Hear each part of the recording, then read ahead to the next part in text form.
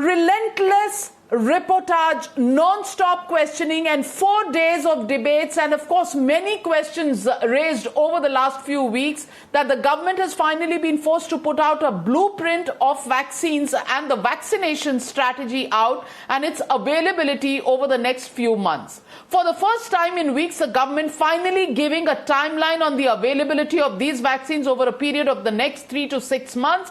The government assuring India of at least a whopping 216 crore doses of the COVID vaccines by the end of this year. In fact, enough to vaccinate Indians to achieve herd immunity and break the chain of transmission once and for all. Of course, this is still all on paper. Many of the vaccines listed have not cleared the trial stage, at least as of now, and are yet to get clearances.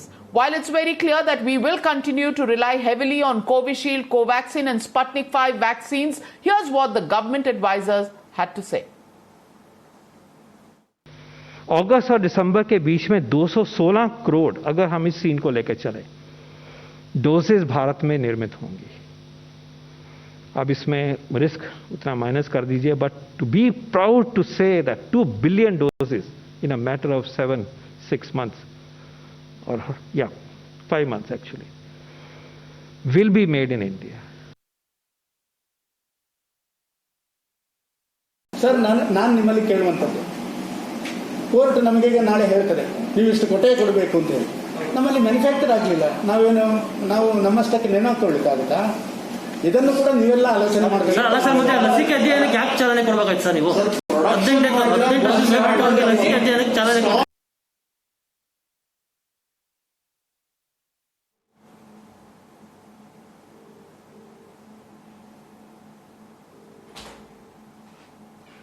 Audio चल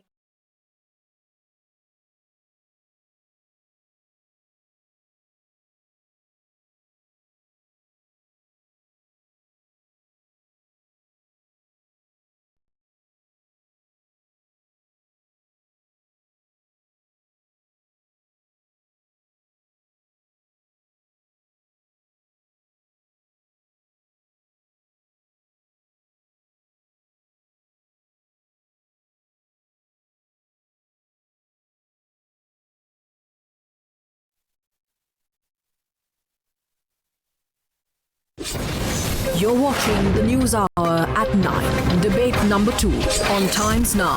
Super Prime Time. In some cases, you've seen how angry people are barging into vaccine centers, and therefore the only legitimate question on the News Hour tonight is what's driving the vaccine policy, science or shortage? And joining me tonight on this big debate are Dr. Anand Ranganathan, scientist and author. Also joining me tonight, Nupur Sharma, national spokesperson of the BJP. Dr. N.K. Arora, chair of the COVID subcommittee. Dr. S.S. Lal, global public health expert and vice chair of the WHO working group. Also joining me tonight, Tehseen Poonawala, political analyst, and Professor Monojit Mondal, member of the Trinamool Congress and spokesperson.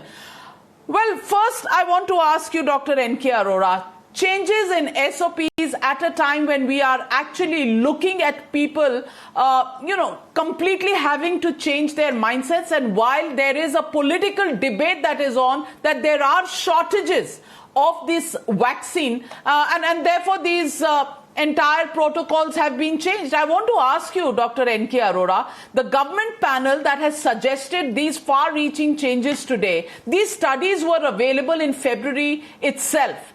Why has it taken us 2 months and cost us several lives of Indian citizens before we've come to this conclusion that the SOPs need to be changed?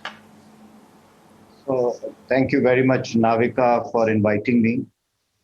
And the panel of experts which has come out with these guidelines, only one has been made public today, which is about interval for Covishield, 12 to 16 weeks. The panel is chaired by me. So I thought I would be part. You have put me in the elite company of political bigwigs but I will try to take this issue on a very technical issue. First of all, when we started our vaccination target was 60 years plus, and then later on, a month later, it was expanded to 45-year plus.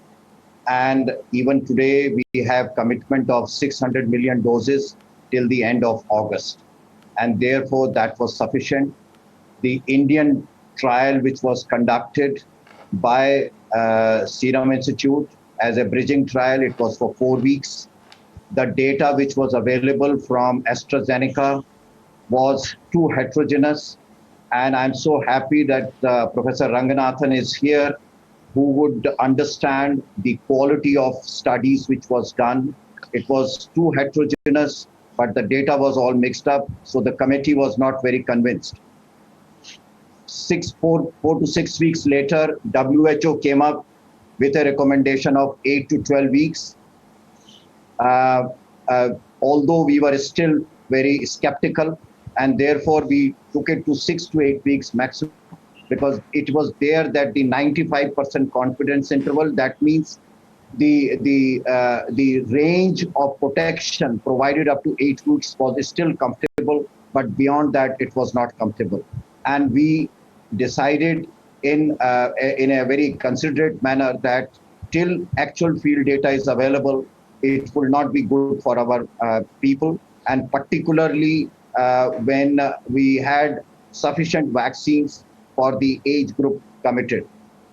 Now, in April last week, 3 papers have come from actual ground data from UK. This is for the whole UK plus Bristol plus Scotland, which shows that one dose given up to single dose, and it may be beyond 12 weeks also, is providing protection between 65% and 88%. And this has given the confidence, and that is the reason for change. The initial data was actually suggesting that the interval between 2 doses should be between 12 weeks and 44 weeks. It is not 12 weeks. So, and except UK, India is the only other country which is using Covishield at such large level.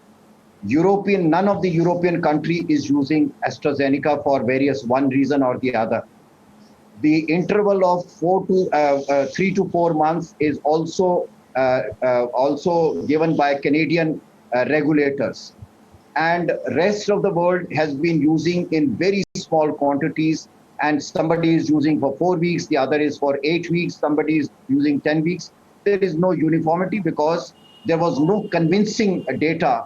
The original, although large number of subjects were recruited, there were issues of half dosage, there were issues of up to 44 weeks in a clinical trial, the interval was there, and therefore it did not. But now we have got real life data, and that has been the basis primarily driving us that we take it from 12 to 16 weeks. And it will, see, in terms of... Let me get in Dr. Lal. Dr. Lal, I'm coming back to you, Dr. Arora, but Dr. Lal, I want to ask you, is this coincidence that just when the political and the general public's outcry for vaccine shortage peaked in India, that we have the new SOPs coming out almost like a magic? Are you saying this is based on scientific premises, or this is really the pressure of the shortages which had begun to create not just political problems but also law and order situations in several parts of the country? Dr. Lal? Yeah, I have been watching all this news and I have been closely following all these things happening in our country. I should say that this is based on political pressure, or because of the problems that the government is facing in different parts of the country, because people want to get vaccinated.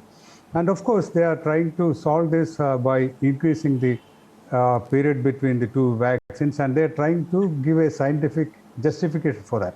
I'm not saying that there is no scientific justification at all, but we have to admit what's happening. Actually, we don't have enough doses of vaccine for the country. We lost more than a year when we had time to get prepared, increase production of vaccine, or engage the companies that have stopped vaccine production at some point. We could have brought from outside. So we were sleeping actually. The central government was sleeping. And so we have reached a stage when people want vaccination and we don't have enough doses of vaccines. And coming to the interval, WHO says up to 12 weeks. That's the evidence that they have. And there is no clear evidence, at least from the WHO side, to say that it can be up to 16 weeks. It could be right, but there is no current evidence. Currently, there is no evidence for that gap. And so, right from in the beginning itself, you have mentioned something. So we could have saved when I calculate, we could have saved at least 20,000 more lives had we done this 12 weeks gap when we got this information in the beginning of the year. So there are issues. Actually, what I want to say is that our vaccination policy is at stake, or we don't have a policy especially in such a difficult time, especially for COVID vaccination. We are a country that has a solid history of vaccinations. We used to give 12 lakh vaccinations per day for polio.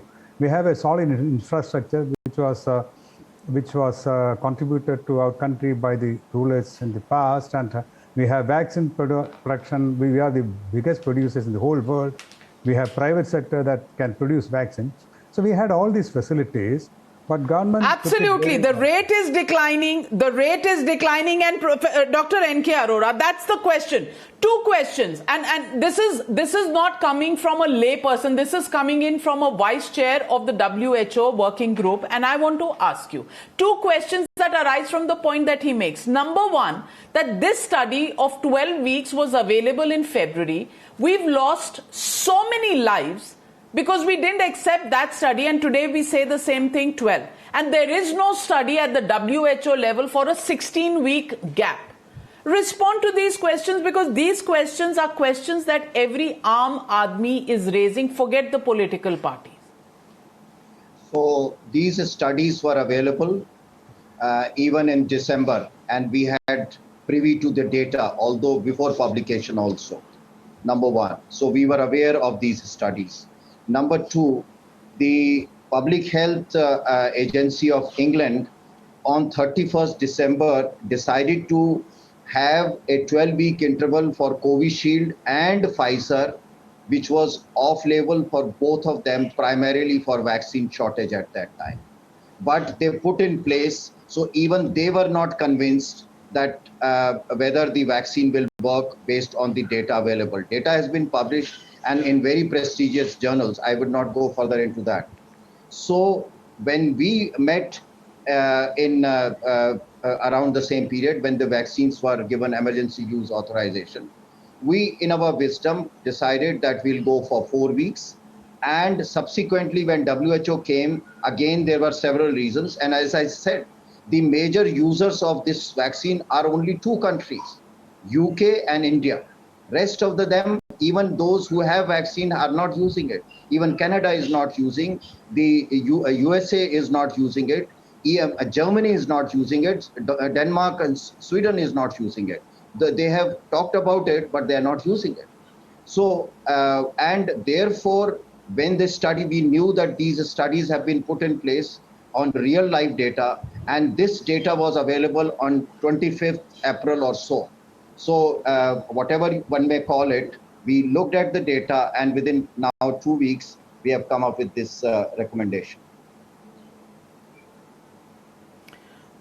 Well, Dr. N.K. Arora, I just hope that the expert panel which has made these recommendations to the government, and we've been searching high and low for Dr. Paul.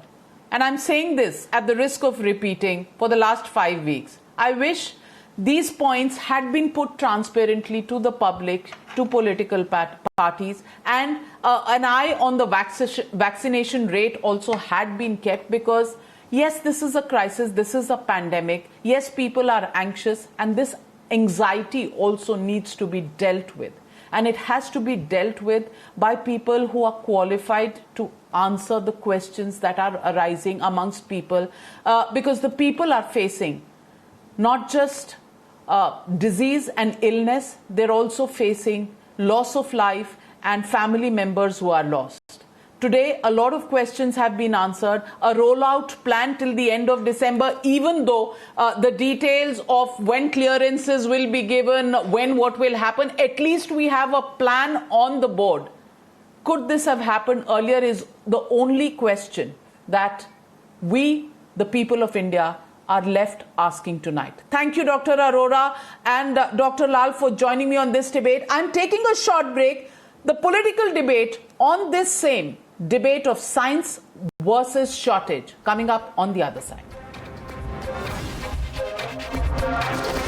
Welcome back, ladies and gentlemen, and Tehseen Poonawalla. Are you now convinced? Because today I've spent time and I now have the expert Anand Ranganathan, who's not a political being, but he is somebody who will answer your questions, because I know you are a born skeptic. You won't even believe doctors or scientists. So do you still have questions that this is about finding data that supports the new premise under which these new SOPs have been put out? Tehseen Poonawalla. It's nothing to do with shortage. I'm actually a born optimist, and to one part, I believe it has nothing to do with shortage, simply because when I spoke to Aadar, when my mom needed to take her second vaccination, and I asked Aadar, when is the optimum time that mom needs to take her second vaccination, he told me it is 12 weeks. So Aadar had told me this before these government guidelines came out. My question, therefore, is this. When Aadar knew about it, or when that's what the vaccine companies are saying, UK had said this earlier, that the optimum time is 12 weeks. Why did our government initially, and the Honorable Prime Minister, I know he took Covaxin and other dignitaries, take it between 4 to 6 weeks? Why were they so unscientific? A second point, and I will end. Ma'am, it's no rocket science that our population is 140 crores, 138 crores, 140 crores. Therefore, we needed 280 crore doses. We knew this in November, December, January. So why did the Honorable Prime Minister's photo features on the vaccine certificate, I don't know why, not plan for 280 doses and now left it to us to scramble and create this confusion? That is where this government is being unscientific, ma'am. Well, Tehseen Poonawalla, you're obsessed with photographs, so I'll allow Nupur Sharma to deal with the photograph question, but let me get in Dr. Anand Ranganathan. Dr. Anand Ranganathan, the question is, which everybody is asking is, why was this 12-week period not subscribed to earlier? Because in any case, even whether you were looking 60 plus, 45 plus, India has a large population. If they had adopted the 12-week gap period, there would be enough vaccine for these groups at least, and therefore thinking of liberalizing it would have been easier at that stage. Dr. Anand Ranganathan, on this count alone, does the government have questions to answer, and especially the board that makes all these recommendations to the government, which has made them today? Why didn't they make this, in December or February when these studies were present? Because I know personally, I've been seeking an interview with Dr. Paul for the last 5 weeks. And, I was going to advertise in the Lost and Found column of the Times of India for him, because just nobody could reach him. And he wouldn't come for any interview or answer any questions that we had. Yeah, good evening, Navika. Please give me a couple of minutes because it's quite technical. And I think I've been listening to this very nice question and answer session you've had with Dr. Arora. And he's quite right in one aspect. But I would say that I would go with what you are saying and what Tehseen is saying and what I've been saying for the last 2.5, 3 weeks. I think it sometimes, it always pays for a scientist to be guarded, to look at all the data before him or her and then make a decision. But in times of pandemic, especially when vaccines are a scarcity, especially that now the government has removed the 2 layers of guardedness that it had with the emergency use authorization of the vaccine, even allowing Pfizer without a bridging trial. I think we have to be very dynamic and very active. So I would say that I do understand what Dr. Arora is saying, that whole data was heterogeneous and the real data only came in April. But, I think by January, certainly by February, we should have extended the gap from 4 to 12 weeks. But can I please take a couple of minutes, because it's very important. You've asked all the scientific questions, but there's one scientific question that people haven't answered, which is that isn't it very strange that when you give a booster out here, instead of increasing the efficacy of the vaccine, it is actually decreasing it, which is very unlike what happens with other vaccines. For example, with Covaxin, if you give a booster after 4 weeks, it increases the efficacy. So why is it happening that in the case of Covishield, you're actually decreasing the efficacy by 20 to 30% when you're giving a booster? And actually, Navika, just give me a minute because many people are asking this question and no one's answered it. So let me do that. I think the crux of this, the reason is the nature of the Covishield vaccine itself. Remember, Navika, it is not a whole inactivated virus like Covaxin, but a live virus where a chimpanzee adenovirus is delivering the SARS spike protein or SARS spike that when expressed inside our cells will make the spike protein and our immune system will then make antibodies against it. But the thing is, our immune system makes antibodies against all foreign things that invade us. And therefore, we will make antibodies even against the adenovirus carrier. What this means is that when we give the second dose after 4 weeks, our body already has the antibodies against the adenovirus, and so they will destroy it before it can deliver the SARS spike DNA sufficiently and unimpeded. A longer gap between doses would mean that the innate immune machinery as well as the IgM antibodies we have made against the adenocarrier would not be present in large quantities, and therefore this would allow the second dose adeno delivery to work properly. Sputnik, Navika, that is also an adenovirus-based vaccine, has a clever solution around this problem. It uses a different adenocarrier to the second dose, so that the second dose adeno would not be destroyed by the antibodies we've already made against the first dose adeno. The issue, of course, with Sputnik is that both doses have the human adenovirus, so we already may have natural antibodies against it because we are constantly exposed to these human adenoviruses, unlike in Covishield, that is using chimp adenovirus that doesn't infect us normally. That said, Sputnik, which is going to be used in the coming week, the efficacy is very good, as good as Covishield, so it is a minor hit. So now that we've explained the science very briefly to why it is very important in pandemics, Navika, just 10 seconds, for people not to be guarded. If you remember, and that goes for opposition as well, remember how they were crying that the phase 3 results of Covaxin aren't yet out. Why have you given it emergency even though it was within the law? Now they want more of Covaxin. So when you have a pandemic, it's a very dynamic situation. The government not only has to act week upon week, even hour upon hour.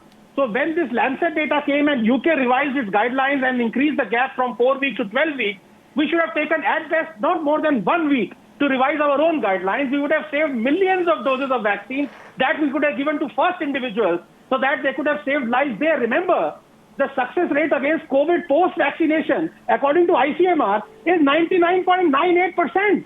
110 million people given first doses, only 21. Absolutely, Dr. Ranganathan. Dr. Ranganathan, thank God for the second part of your explanation, because that I understood. The first part was so scientific that I only wanted to say same to you because, it was so scientific, but I got the gist of it. Yes, and that's why, when you explained it all, I just needed to go down on my knees and say thank you, and we respect all scientists, because whatever they say, we believe them, and you confuse us so much that we don't have any other legitimate questions to ask. But I found in the second part of your reply, I got the legitimate question, which I now want to pose to Nupur Sharma. And Nupur Sharma, how dynamic have we been in taking our calls? And yes. No, how dynamic have we been in taking our calls? Number one. Number two, this august panel of scientists which speak in the same language as Dr. Ranganathan speaks, when will they realize that normal people have normal questions, and these normal questions need to be answered in a normal language which they can understand, and some amount of the anxiety that they feel in dealing with this kind of a pandemic can be solved. And not least of them is the problem of saving human lives. How many lives have we lost because we didn't take this decision then and we've taken it now?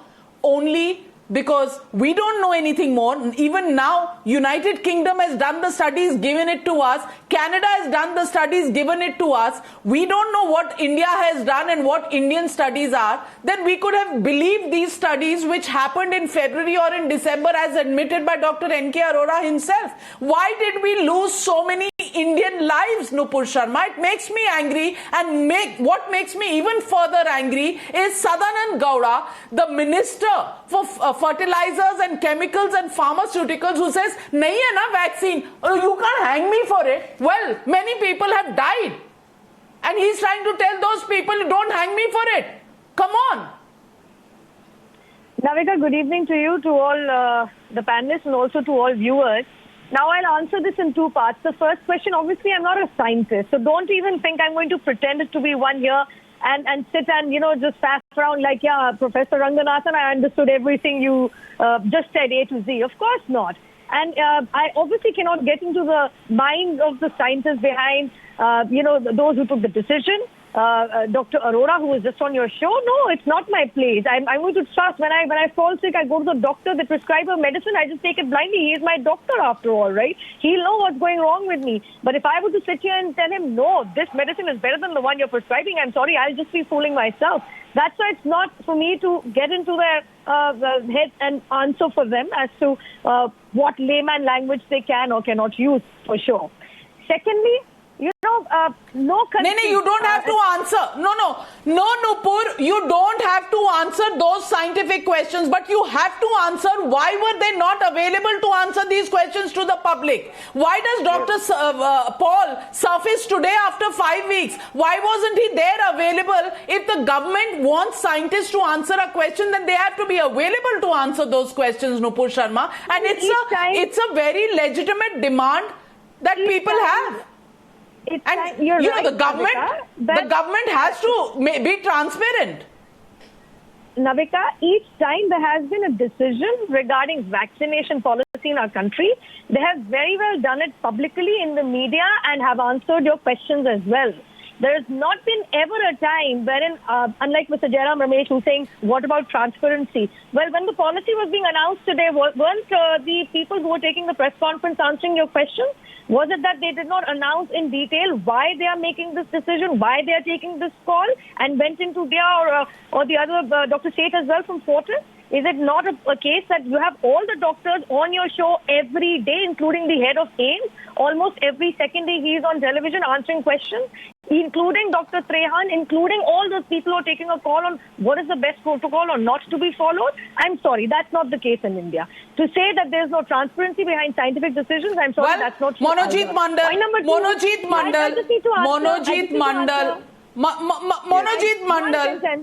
I'm coming, I'll come back to you, but Monojit Mandal. Okay, Nupur. Okay. Just one sentence. There is no other country, Navika, which has not gone in a periodic way wherein they have first come out with installing, let's start by first inoculating helpline workers, then frontline workers, then the vulnerable population, then those with comorbidities. It is not the case of any country which has gone blindly and brazenly into inoculating people, say, 200 years. That is not the case in any country either. So the government of India was doing its bit as far as working on a war footing is concerned. I want to address that question since you asked. On August 15, 2020, when the Honorable Prime Minister of India, as much as announced that India could have its own technology, its own vaccine, do you remember what was said? How can you come up with a vaccine so early? The pandemic just started end of March, early April for this country. How come India has its own vaccine? And these noises came from opposition parties within. Rather, when the emergency authorization was given for Covaxin, Monojit Mandal, there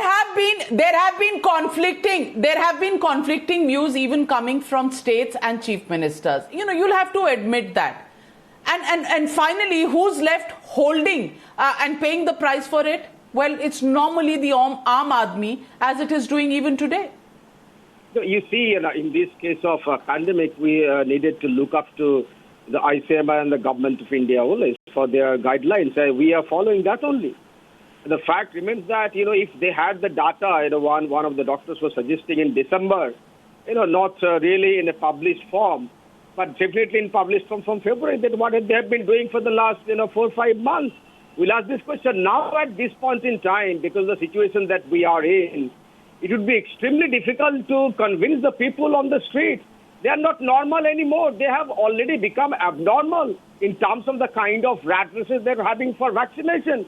It will be extremely difficult for us, the political class, to convince them about this gap for the people who have already taken both the jabs, like myself, in 6 weeks jab, and the people who are going to get the second jab. It will be extremely difficult for us to convince them. Now it is for the scientists to decide how they will convince them. Even the kind of the problem that we're having, and I'll come back to my favorite topic of colonial hangover. We are saying that we are Atmanirbhar, we have produced the vaccine, but we could not produce data in our country. We had to look to the Western data, like in United Kingdom, who ruled us for 200 years, for this kind of things to happen. That speaks volume about the kind of, scientists that we have in our country. Either they are not being allowed to liberally work, or, I don't know. I mean, you have a scientist in the panel. What? We could not produce the data in our own country. We had the clinical trials for both the vaccine, Covaxins and the Covishield. We could not produce the data. We had to look for the Western country like United Kingdom for validation of this kind of thing. These questions will certainly be pushed to the side. Well, I have to interrupt. I have to interrupt you. I have to interrupt you. There are questions, but there is news that's coming in, and this is terrible news as far as we in the Times Group family are concerned. Our chairperson, Indu Jain, has passed away, and with grief, we inform you, our chairperson, Indu Jain, who's known to be somebody who's held up high values, who's been a czar in the media world, and whose philanthropy and whose spirituality and her connection with all things that are so spiritual has left us for today. And it is with a heavy heart that we inform our viewers that chairperson Indu Jain is no more. In fact, she's the chairperson of the Times Group, lifelong spiritual speaker, pioneering philanthropist, distinguished patron of arts, and passionate proponent of women's rights. She's not amidst us anymore. She was battling COVID, and she was in hospital over the last few days. She's breathed her last, chairman of the Times Group, and she has had many, many accolades and recognitions that have come her way. In fact, she's had many admirers who have stood by her, and people from all fields of life have appreciated her work as a philanthropist. In fact, a great statesman, a person who has been given the Jnanpith Award. She's also been given a Lifetime Achievement Awards by several organizations, including the Chartered Accountants Association of India. Very decorated person, somebody who has been the guiding light of the Times Group. Today, with a heavy heart, we bid her goodbye. News just coming in that she is not in our midst anymore.